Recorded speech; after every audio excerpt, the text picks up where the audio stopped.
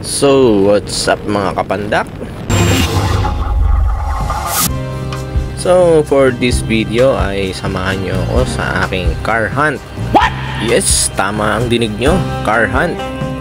Kasi, yung nabili kong Honda Civic dun sa anak kong si Hans ay plano kong palitan ng bigger and more powerful engine na auto. So, andito na ako sa Daangari, going to Alabang. Yan, kaangkas ako ngayon dito sa isang angkas rider na nakuha ko sa Indang. So, ayan, mahaba ang biyahe at mainit, kaya nakakatulog na ako dyan, naantok ako. Yan, pero nakakapit ako dyan, talaga lang hindi ko mapigil yung antok ko One eternity later. At one eternity later nga ay tapos na namin tignan yung inang moto dun sa Alabang.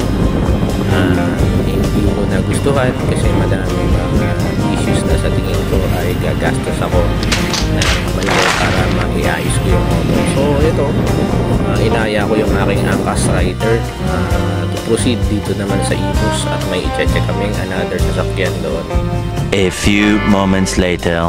So ayun guys, ito yung pangalawang Altis na tinignan ko. Much better dun sa una kong tinignan, At after nga namin ma-check yung second car ay nag-lunch muna kami ng aking angkas rider, and then so ayun guys, nandito ako ngayon sa Biela, Dasma, Cavite. At ito yung pangatlong auto na tinignan ko. So Altis din siya. Ayan, so ito yung 1.8G. Ayan, so yung kanina okay naman yung kulay brown, kaya lang medyo may konting problema. Medyo hesitant ako doon nakuhanin. Meron siyang parang nangangamoy yung fuel line niya, parang medyo may leak siya sa fuel line doon sa likod ng head. So this time ito tinignan ko, katapat pa to nung shop ni parang Ryan Aguila. So ayun, ang seller nito ay si Sir Alan Kabuhat. Ayan, pogi ayan. Magandang hapon po. So ayan, nagkasundo kami ni Sir Alan sa presyong ayaw niyang bawasan. Laki po ng tawad. Thank you po, Sir Alan. Ayan.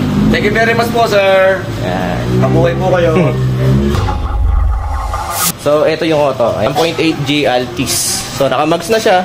Medyo matagtag nga lang siya, pero wala, ganun talaga Given na yon sa lowered.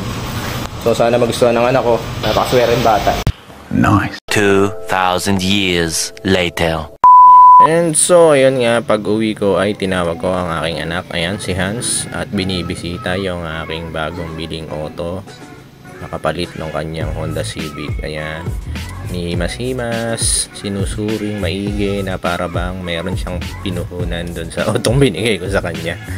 Ayan, check. Ikot-ikot, kinikilatis, parang jowa. Yan. Parang may inaayawang pa yata. So ayan, bubuksan na niya. Parang gusto niya yatang testingin. So ayan, sumakay naman ako. At titinuro ko sa kanya yung mga features.